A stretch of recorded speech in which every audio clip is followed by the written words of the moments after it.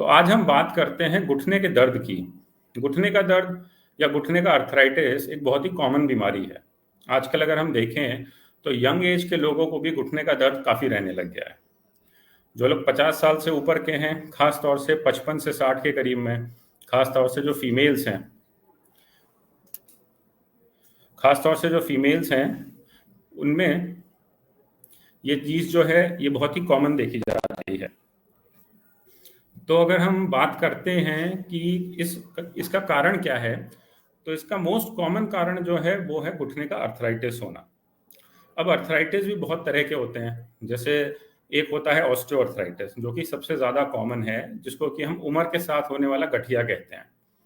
तो ये जो उम्र के साथ होने वाला गठिया है, ये नॉर्मली जो लोग मोटे हैं या फीमेल्स हैं या जिन लोगों का नी एक्सेसिव यूज होता है, जैसे कि पलोथी मार के लंबे टाइम तक बैठना, जैसे कोई पंडित है या किसी का काम है इस तरह का, या फिर इंडियन तरह का जो हम बाथरूम यूज करते हैं, उन चीज़ों से ज़्यादा होता है। तो जो घुटने का दर्द है या जो घुटने का गठिया रहता है, अगर हमको इसको टाइमली हम इसको ट्रीट करें, प्रिवेंटिव मेजर्स लें, तो हम इसको टाइम से एकदम ठीक कर सकते हैं और हमें कोई सर्जरी की ज़रूरत नहीं है। इसको हम ऑस्टियोआर्थराइटिस या फिर सिंपल भाषा में जिसको अर्थराइटिस भी कहते हैं, वो सबसे कॉमन इसका कारण रहता है। तो नॉर्मली अगर हम ऑस्टियोआर्थराइटिस की बात करें, तो यंग एज में जो काफ़ी लोग होते हैं, खासतौर से जो 40 से नीचे वाले हैं, उन लोगों में ये थोड़ा थोड़ा शुरू हो जाता है। अगर हम एक्सरे करेंगे तो उसमें हमको दिखेगा कि थोड़ा सा अर्थराइटिस उनको हो गया है। शुरुआत में इसका इलाज हम बड़े अच्छे से एक्सरसाइजेस से, जो हम फिजियोथेरेपिस्ट से सीख सकते हैं, जिसमें कि क्वाड्रिसेप्स और हैमस्ट्रिंग स्ट्रेंथनिंग एक्सरसाइजेस सबसे इंपॉर्टेंट होती हैं। या अगर किसी का वजन ज़्यादा है तो अपना वजन कम कर लें, या फिर कुछ सप्लीमेंट्स जो कि घुटने का कार्टिलेज रिस्टोर करते हैं उनको ले लें। या फिर अगर हमको सीढ़ी चढ़ने में दर्द है तो सीढ़ी चढ़ना थोड़े दिनों के लिए बंद कर दें। या फिर अगर किसी को इंडियन टाइप के बाथरूम में दर्द होता है तो उसको यूज़ करना बंद करें, इंग्लिश टॉयलेट सीट यूज़ करें। उससे ज़्यादातर लोगों को इससे आराम आ जाता है। और यंग एज में हम खास तौर से इन 5 चीज़ों से ही घुटने के दर्द को ठीक कर सकते हैं। यंग एज में अगर हम एक्सरे भी करते हैं तो भी उस एक्सरे में हमको अर्ली अर्थराइटिस ही देखने को मिलता है, जिसका कि इलाज यही 5 चीज़ें हैं। अब अगर हम बात करें 40 साल से ऊपर वाले लोगों में, तो 40 साल से ऊपर वाले लोगों में हमको कभी-कभी ये देखना पड़ता है कि कितना अर्थराइटिस है, किस कारण से है और किस तरह का अर्थराइटिस है। जैसे कि अगर कोई है जिसकी की उम्र 55 या 60 है और हमने घुटने का एक्सरे किया और उसमें हमको सीवियर अर्थराइटिस दिख रहा है। अब अर्थराइटिस को समझने के लिए हम 3 तरह से डिवाइड कर सकते हैं। माइल्ड अर्थराइटिस है, मॉडरेट अर्थराइटिस है कि सीवियर अर्थराइटिस है। ज़्यादातर लोगों में हमको सीधा सीवियर अर्थराइटिस देखने को मिले ये बहुत ही कम होता है, क्योंकि कुछ सालों पहले से ही उनको घुटने का दर्द शुरू हो जाता है या घुटने का टेढ़ापन शुरू हो जाता है, या फिर वो कहते हैं कि हमको सीढ़ी तो बिल्कुल नहीं चढ़ी जाती, या हम 200 मीटर चल रहे हैं उसके बाद घुटने एकदम दर्द करने लगते हैं, या बार बार घुटनों में सूजन आने लगती है। तो इस तरह के सिम्टम्स जो हैं वो पहले से ही शुरू हो जाते हैं। तो जब इस तरह के सिम्टम्स शुरू हो जाते हैं तो ये घुटने के अर्थराइटिस की तरफ सारे ये निशानियां होती हैं या ये इंडिकेशंस होते हैं। तो इसमें अगर कोई पेशेंट है जिसकी उम्र 40 से 55 साल के बीच में है, तो हम एक्सरे करके अक्सर देखते हैं। एक्सरे करते हैं और ये देखते हैं कि घुटने का अर्थराइटिस किस स्टेज का है, माइल्ड है, मॉडरेट है या सीवियर है। अब इसमें एक चीज़ ये भी होती है कि सिर्फ एक्सरे देख के मरीज का इलाज नहीं होता।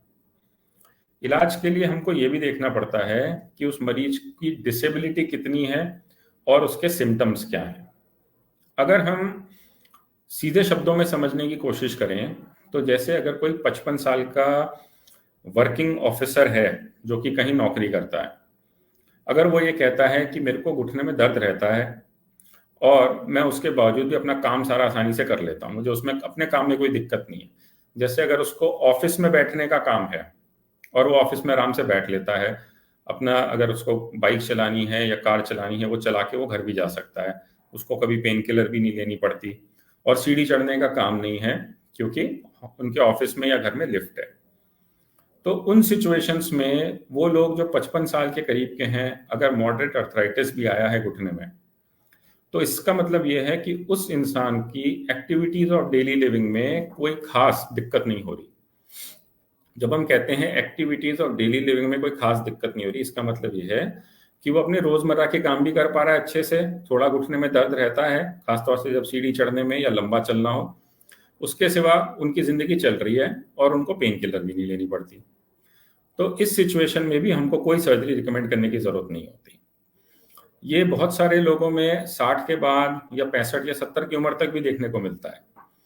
अगर हम ये देखें कि कितनी डिसेबिलिटी है किसी भी पेशेंट को घुटने के दर्द से, तो ये एक बड़ा क्लिनिकल इंडिकेशन है इस चीज का कि हमको पता चले कि इसका किस हद तक का इलाज करने की जरूरी है।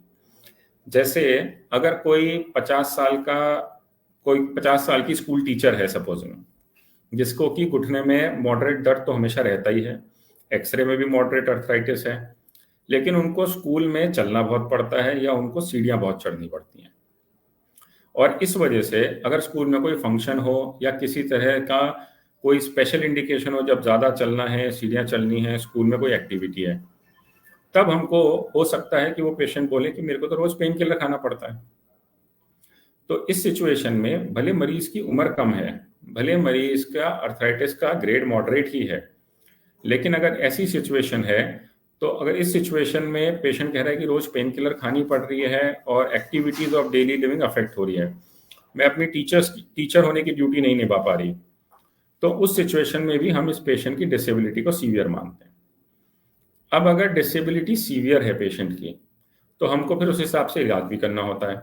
जैसे अगर कोई सिर्फ 50 साल का ही है, मॉडरेट अर्थराइटिस है, हमें कोई सर्जरी तो करनी नहीं है, लेकिन अगर उसको फिर भी पेन काफ़ी रह रहा है, तो उसका इलाज होता है कि हम उनको बोलें कि आप एक तो रेगुलर एक्सरसाइज करें घुटने की, दूसरा अगर वेट ज़्यादा है तो अपना वेट थोड़ा कम करें, तीसरा सीढ़ी चढ़ने का अगर आप एग्जाम्पशन ले सकते हैं, लिफ्ट यूज़ कर सकते हैं तो वो यूज़ करें, चौथा इंडियन टाइप का बाथरूम यूज़ करना कम करें, और पांचवा है कि हम उनको कुछ मेडिसिन देते हैं जो कि नी का कार्टिलेज रीजनरेट करने में मदद करती हैं और नी के अंदर का लुब्रिकेशन फ्लूइड बनाती हैं।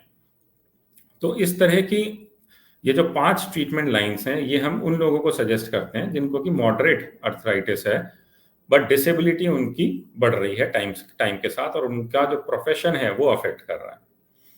अब इसमें सेकंड स्टेज वो आती है कि अगर पेशेंट का वेट बहुत है, पेन काफ़ी है, डिसेबिलिटी बहुत है और वो अपना वजन भी कम नहीं कर पा रहे और प्रोफेशन इतना डिमांडिंग है कि उनको चलना ही है या फिर उनको खड़े तो रहना ही है।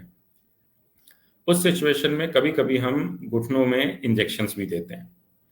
अभी इंजेक्शन भी 3 तरह के रहते हैं। एक तो होता है जो कि इन्फ्लेमेशन या फिर सूजन को कम करता है, दर्द को कम करता है। दूसरा होता है कि जिससे घुटने के हम ग्रीस को बढ़ाते हैं, जो कि लुब्रिकेशन बढ़ाने का काम करता है।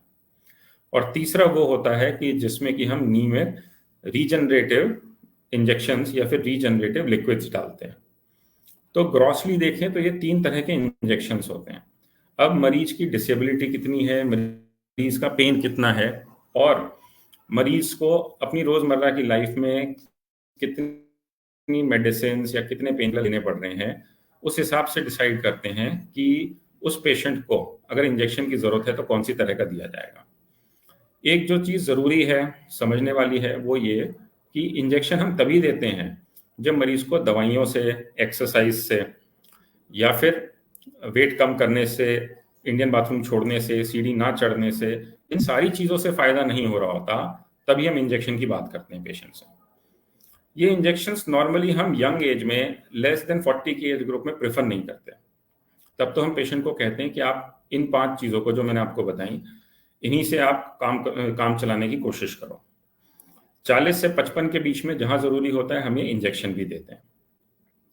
अब बात करते हैं उन लोगों की जिनकी उम्र 55 से ज़्यादा है, सपोजिंग 55 से हम 75 का अगर एज ग्रुप की बात करें, तो उस सिचुएशन में काफ़ी लोग ऐसे भी होते हैं जो रिटायर हो गए होते हैं। अब रिटायरमेंट के बाद एक्टिविटीज़ ऑफ डेली लिविंग जो है वो काफ़ी हद तक रिड्यूस हो गई होती हैं। तो तब हम जब पेशेंट से बात करते हैं तब हम अलग तरह के क्वेश्चंस पूछते हैं। अलग तरह का जो क्वेश्चन है, जैसे अगर कोई हमारे पास 60 साल का मेल या फीमेल आया है जो कि रिटायर हो चुका है, तो अगर हम उनकी बात करें तो अब हम उनसे 5 तरह के सवाल पूछते हैं। बेसिकली 5 सवाल जिससे कि हमें ये अंदाज़ा लगे कि उनको घुटने में दर्द कितना सीवियर है और उनकी डेली एक्टिविटीज कितनी अफेक्ट हो रही हैं। तो हम उनसे इस तरह के सवाल पूछते हैं कि क्या आपको रेगुलर पेन किलर खानी पड़ती है, मतलब अगर हफ्ते में 2 या 3 बार खानी पड़ रही है पेन किलर, तो वो एक पॉजिटिव इंडिकेशन है, मतलब नेगेटिव इंडिकेशन है। इसी तरह अगर कोई पेशेंट आके कहता है कि मैं अपने घर के काम भी रोज नहीं कर सकता, जैसे सुबह उठना, किचन में जाना, अपना खाने पीने का सामान लेना, या बाथरूम में जाना, नहाना, टॉयलेट करना, इस तरह की डेली एक्टिविटीज में भी अगर पेशेंट को दिक्कत हो रही है, तो फिर ये भी एक नेगेटिव हो जाता है। इसी तरह से अगर कोई पेशेंट कहे कि मेरे को तो बैठे बैठे रेस्ट पे भी पेन है, अगर मैं कुर्सी पे बैठी हूँ तब भी दर्द है, सोफे पे बैठी हूँ तब भी दर्द है, और अगर मेरे को बैठे बैठे दर्द के लिए भी पेन किलर या सिकाई करनी पड़ती रहती है, तो वो भी एक नेगेटिव पॉइंट है। इसी तरह से अगर कोई पेशेंट ये कहता है कि अगर हम उसको पूछें कि अगर आपको बाहर जाना है, सपोजिंग किसी की शादी में जाना है या फिर कोई सोशल गैदरिंग में जाना है या फंक्शन में जाना है, तो क्या आपको सोचना पड़ता है कि वहाँ कुर्सी मिलेगी कि नहीं? तो काफ़ी पेशेंट्स हमारे पास ऐसे भी आते हैं जो ये कहते हैं कि हम तो घर में रिस्ट्रिक्ट होकर रह गए हैं, हम बाहर जा ही नहीं पाते, क्योंकि बाहर जाने के लिए हमको सोचना पड़ता है कि अगर हमको सपोजिंग मेरठ किसी शादी में जाना है, वहाँ कुर्सी नहीं मिली बैठने के लिए, तो क्या होगा? तो काफ़ी पेशेंट्स की डिसेबिलिटी इस तरह की होती है कि वो घर में रिस्ट्रिक्ट होकर रह जाते हैं। घर में वो अपना चलना फिरना तो कर लेते हैं, लेकिन जो बाहर के काम है या जो बाहर की सोशल लाइफ है जिसे हम कहते हैं, वो उनकी अफेक्ट हो रही है। तो अगर कोई 60 साल का ही है जिसको कि शुगर बीपी कुछ नहीं है, बट घुटने की वजह से सोशल लाइफ जो है वो अफेक्ट हो रही है, तो वो भी एक तरह का एक नेगेटिव इंडिकेटर है कि इस पेशेंट को दर्द काफ़ी ज़्यादा है। इसके सिवा काफ़ी पेशेंट्स ऐसे भी होते हैं जो ये कहते हैं कि हमको तो रात में भी दर्द होता है।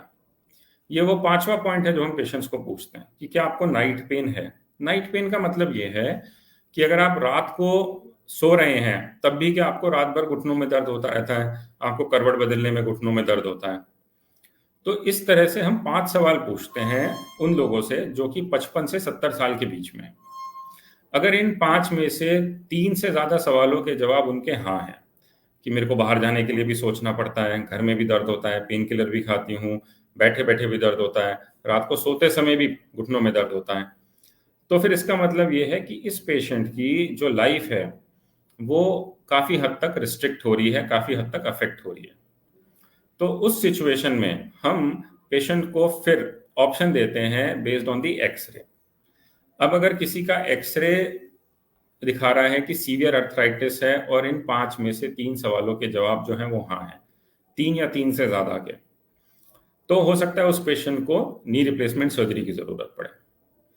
अगर मॉडरेट अर्थराइटिस है, पेशेंट का वेट ज़्यादा है और एक्सरसाइज नहीं करते, तो हम फिर भी ये कहते हैं कि पहले आप कम से कम 3 से 6 महीने एक्सरसाइजेज, वेट रिडक्शन, फिजियोथेरेपी और मेडिसिन ट्राई करें। अगर उसके बाद भी इम्प्रूवमेंट नहीं है, तो हो सकता है कि फिर हम पेशेंट को बोलें कि आप एक बार इंजेक्शन भी ट्राई करिए। अगर इंजेक्शन भी ट्राई करने के बाद अगर इंजेक्शन भी ट्राई करने के बाद पेशेंट को आराम नहीं है, तो हो सकता है उनको नी रिप्लेसमेंट सर्जरी की ज़रूरत पड़े। बट ज़्यादातर लोग जो हैं, जो हमारे पास आजकल आ रहे हैं, वो उस एज ग्रुप के और उस डिसेबिलिटी के साथ आ रहे हैं कि उनकी almost activities of daily living जो है सारी अफेक्ट हो गई हैं।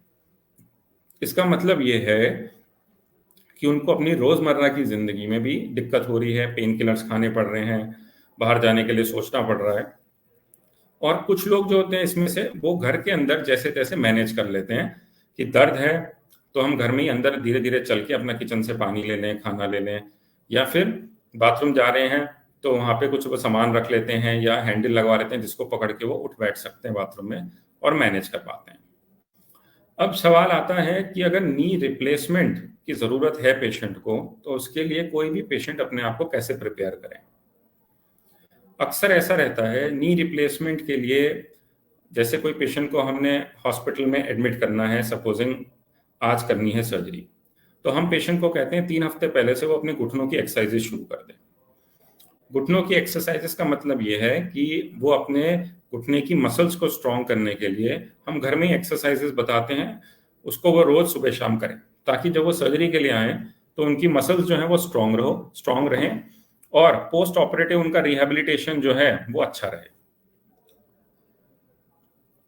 दूसरी चीज, अगर सर्जरी की जरूरत है तो हम पेशेंट्स को कहते हैं कि उससे पहले ही उनका हम शुगर, बीपी या कोई भी अगर उनको मेडिकल इश्यू है तो हम उसको अच्छे से अपनी तरफ से चेक करते हैं। हम उनका कार्डियक चेकअप, लंग का, लिवर का, किडनीज का, ये सारे चेकअप करते हैं।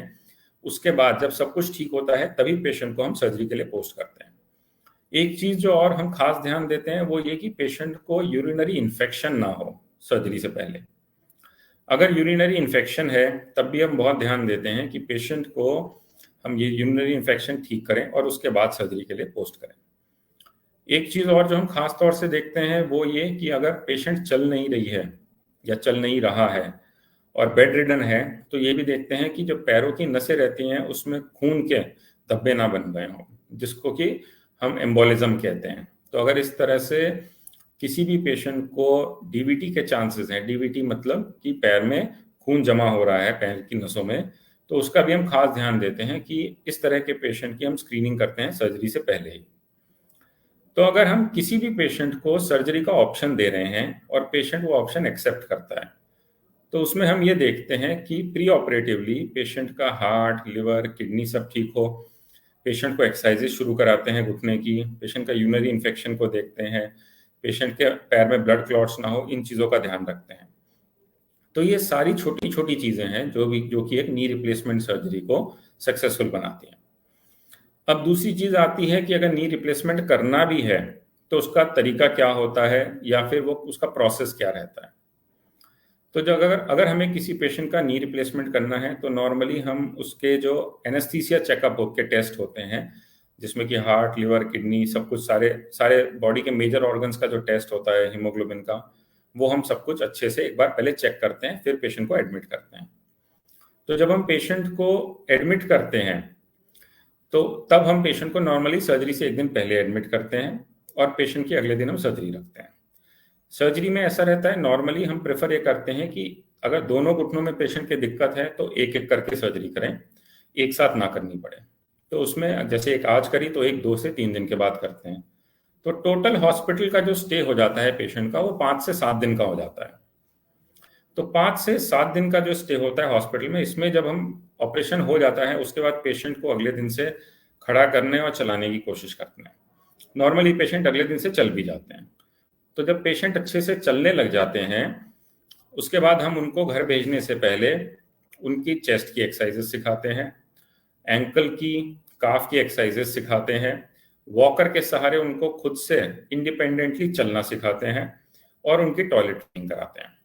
टॉयलेट ट्रेनिंग का मतलब यह है कि जब हमको इस चीज की पूरी संतुष्टि है, पूरा सेटिस्फैक्शन है कि पेशेंट वॉकर के सहारे घर पे खुद से चल के किचन से पानी ले पाएंगे, अपने बाथरूम या अपनी डेली एक्टिविटीज, बाथरूम जाना, कमोड चेयर पे बैठना, उस सबको कर पाएंगे, तब हम पेशेंट को छुट्टी करते हैं। पेशेंट को हम घर भेजने से पहले पेशेंट के रिलेटिव्स को भी इंस्ट्रक्शंस देते हैं क्लियरली, और पेशेंट को भी। उसमें हम उनको रेड फ्लैग साइंस भी बताते हैं कि क्या वो सिचुएशंस हैं जिसमें कि आपको हॉस्पिटल आके हमको दिखाना चाहिए दोबारा, या फिर पेशेंट के रिलेटिव्स को ये बताते हैं कि घर के लिए डू एंड डोंट्स क्या रहते हैं। जैसे वॉकर से कैसे खड़ा होना है वो हम उनको सिखाते हैं, वॉकर की हाइट कैसे एडजस्ट होती है, किस तरह का वॉकर यूज करना है, कितना रिजिड होना चाहिए या कितना फ्लेक्सिबल वाला वॉकर होना चाहिए, चलने का तरीका क्या होता है। तो ये सारी चीज़ें हमारे फिजियोथेरेपिस्ट और हम उनको छुट्टी से पहले बताते हैं।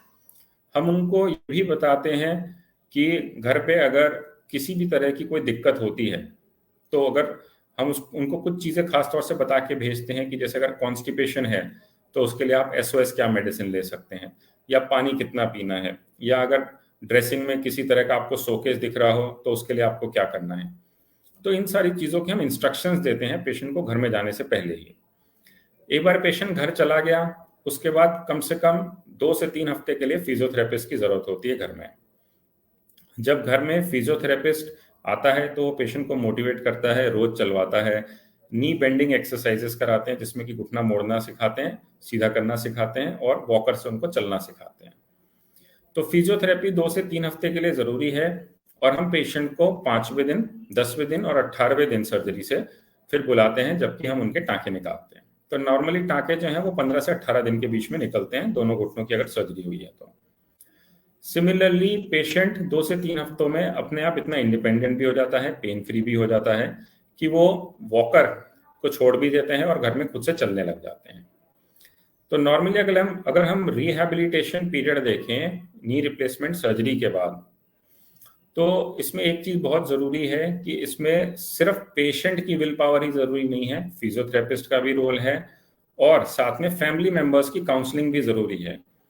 अगर नी रिप्लेसमेंट सर्जरी होनी है किसी पेशेंट की, तो मैं अपने सारे पेशेंट्स को कहता हूं कि आपके साथ में कोई ना कोई एक फैमिली मेंबर होना चाहिए जो कि आपके साथ अगले 2 से 3 हफ्ते रहे और जिसके साथ आप कंफर्टेबल हो। प्रेफरेबली अगर सेम जेंडर का हो फैमिली मेंबर तो और अच्छा है, क्योंकि उससे कंफर्ट लेवल रहता है। क्योंकि शुरू में जब आपको बाथरूम जाना है या फिर अगर बेड पे आपको पोजीशन चेंज करनी है, तो एटलीस्ट अगर आपका सेम जेंडर का कोई फैमिली मेंबर है जिससे, या फिर कोई ऐसा फैमिली मेंबर जिससे आप टोटली कंफर्टेबल हैं, वो आपके साथ रहे तो सबसे अच्छा रहता है। अब काफी लोग ये भी कहते हैं, या काफी लोगों का ये सवाल होता है कि इसमें पेन कितना होता है नी रिप्लेसमेंट में। ये एक बहुत बड़ा फैक्टर है जो अक्सर लोग हमसे ओपीडी में पूछते हैं। तो पेन ऐसा है कि नी रिप्लेसमेंट सर्जरी के बाद आजकल हम एक स्पाइन में कैथेटर रखते हैं जो कि पेन कंट्रोल कर लेता है। तो जो आज से कुछ साल पहले था कि पेशेंट को कमर में बहुत दर्द, पैरों में बहुत दर्द होता था, घुटनों में सर्जरी के बाद, अब वो सिचुएशन नहीं है। इस कैथेटर को भी हम करीब 2 से 3 दिन तक रखते हैं ताकि पेशेंट का पेन काफी हद तक कम हो जाए, और उस कैथेटर से हम दवाइयां देते हैं। तो इससे आजकल ज्यादातर पेशेंट सर्जरी के बाद बहुत कंफर्टेबल रहते हैं। घर के लिए भी हम पेशेंट को पेन मेडिसिन देते हैं शुरू में, और जैसे ही पेशेंट कंफर्टेबल होता है तब हम उन पेन मेडिसिन को भी देना बंद कर देते हैं। तो ज्यादातर पेशेंट जो हैं वो पेन मेडिसिन नॉर्मली सर्जरी के बाद 10 से 14 दिन में बंद कर देते हैं। उसके बाद उनको पेन मेडिसिन हम एसओएस फॉर्म में देते हैं जब तक कि वो घर में खुद से कंफर्टेबल ना हो जाए।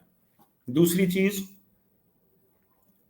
काफी पेशेंट्स हमसे ये भी पूछते हैं कि क्या नी रिप्लेसमेंट सर्जरी में ब्लड लॉस बहुत होता है। तो नी रिप्लेसमेंट सर्जरी में ब्लड लॉस काफी नहीं होता। आजकल जो हम करते हैं उसमें हम ब्लड ज्यादा ना बहे पेशेंट का, उसके लिए कुछ चीजें यूज करते हैं, जैसे टूनिके रहते हैं, टूनिके यूज करते हैं, या फिर कुछ ऐसी ड्रग्स होती हैं जो हम देते हैं जिससे कि ब्लड लॉस कम से कम हो जाए।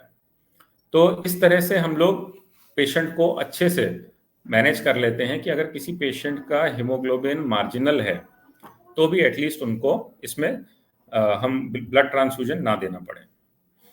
इसके सिवा काफी पेशेंट्स जो होते हैं हमसे सवाल पूछते हैं कि नी रिप्लेसमेंट के बाद वो क्या क्या एक्टिविटीज कर पाएंगे।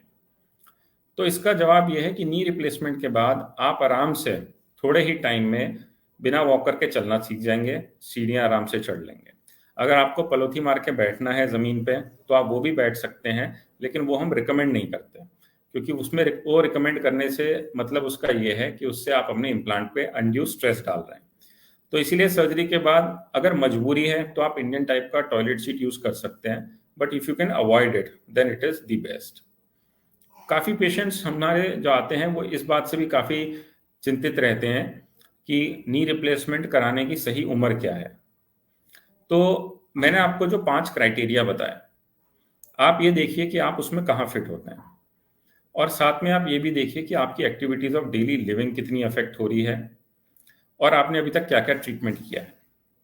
अब इसका जवाब कुछ इस तरह से रहता है कि सपोजिंग आपकी उम्र है 48 साल, आप जॉब कर रहे हैं, आपकी फैमिली आप पे डिपेंडेंट है, आपका वेट कम है, आप अच्छे से घुटने की एक्सरसाइजेस भी कर रहे हैं, इंडियन टॉयलेट भी यूज नहीं कर रहे हैं, सीढ़ियां कम से कम चढ़ रहे हैं, उसके बावजूद भी आपको सिग्निफिकेंट पेन रह रहा है घुटने में, और आपको पेन मेडिसिन लगातार खानी ही पड़ती है। तो अब ऐसी सिचुएशन है कि आपको अपने घर का खर्चा भी चलाना है, नौकरी भी करनी है, और आपको सीवियर नी पेन रहता है, पेन किलर्स पे आप डिपेंडेंट हो गए हैं, आपको इंजेक्शन हेल्प नहीं कर रही है, और आपको आपको ऐसा है कि आप अपनी जॉब कंटिन्यू कर पाएंगे कि नहीं। इन सारी चीज़ों के साथ अगर आपका घुटना आपको दिखा रहा है, अगर आपका एक्सरे आपको दिखा रहा है कि आपको सीवियर नी अर्थराइटिस है, तो उस सिचुएशन में हो सकता है आपका डॉक्टर आपको 48 की एज में या यंग एज में भी नी रिप्लेसमेंट एडवाइस करे। लेकिन नॉर्मली हम कोशिश ये करते हैं कि अगर किसी भी पेशेंट का नी रिप्लेसमेंट करना है तो उसकी उम्र जितनी 60 साल के पास हो उतना बेटर है। लेकिन उन सिचुएशंस में जहां डेली लिविंग या एक्टिविटीज ऑफ डेली लिविंग या जॉब सफर हो रहा है या रोज पेन किलर्स खानी पड़ रही हैं, तब हम रिकमेंड करते हैं कि अगर किसी को जरूरी है तो नी रिप्लेसमेंट हम पहले भी कर सकते हैं। अब कुछ सवाल जो हमारे पास आए हैं मैं उनके जवाब देना चाहूंगा। आप लोग जो हमारे साथ जुड़े हुए हैं, जो भी आपके सवाल हो आप हमारे चैट बॉक्स पे डाल सकते हैं, मैं उन सबको एड्रेस करने की कोशिश करूंगा। तो पहला सवाल जो हमारे पास आया है कि क्या इसमें कोई एज क्राइटेरिया होता है, what if we delay the treatment. तो एज क्राइटेरिया जैसा मैंने आपको बताया, हम कोशिश ये करते हैं कि जितना 60 साल के करीब हो पेशेंट की एज उतना बेटर है, क्योंकि उस एज में हम नी रिप्लेसमेंट जब करते हैं तो रिवीजन के चांसेस पड़ने की जरूरत कम पड़ती है।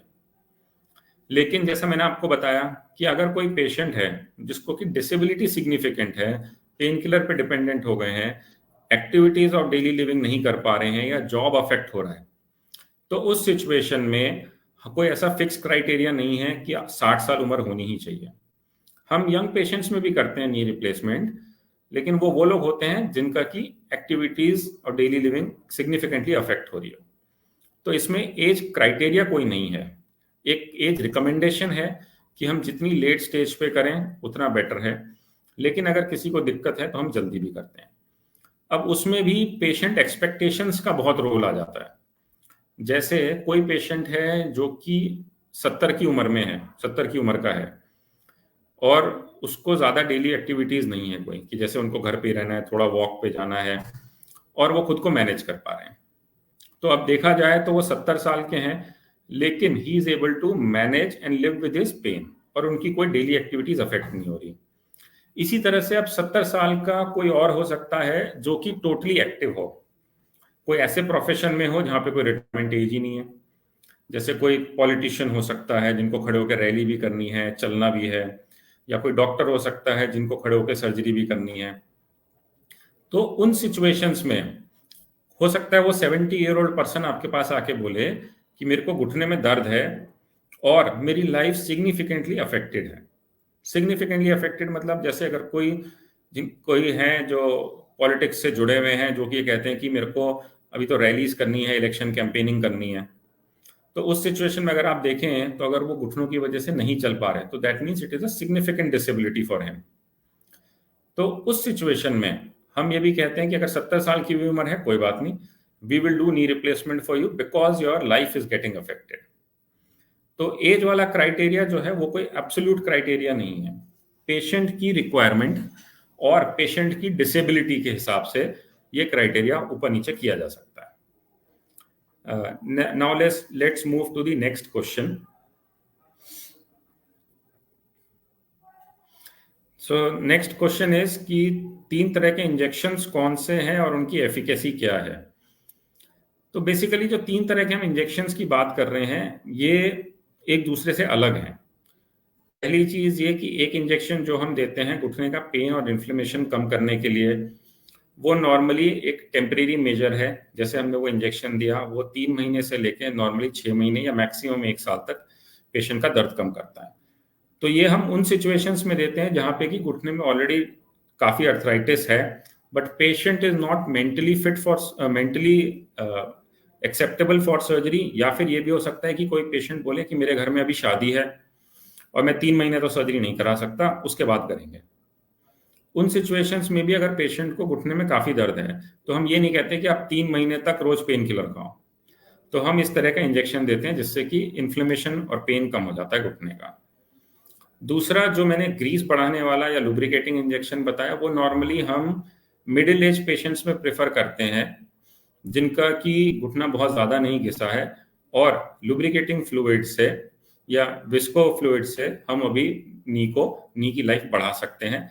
और इसके साथ ही हम पेशेंट को ये भी कहते हैं कि जब आप अच्छे से चलने लगते हैं या आपका दर्द कम हो जाता है, आप साथ में वेट कम करें, एक्सरसाइजेस करें, ताकि आपको बेनिफिट आपका परमानेंट हो जाए।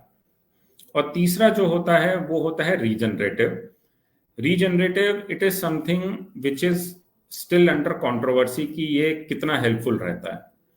बट रीजनरेटिव जो होता है उसमें बेसिकली जो घुटने का कार्टिलेज डैमेज हो गया है, उस तरह के केमिकल्स रहते हैं कि जो हम नी में इंजेक्ट करते हैं, स्पेशली यंग एज में अगर हम पेशेंट आता है तब, कि इस तरह के रीजनरेटिव इंजेक्शन से हम उनका कार्टिलेज रिस्टोर कर पाए. So now let's move to the next question.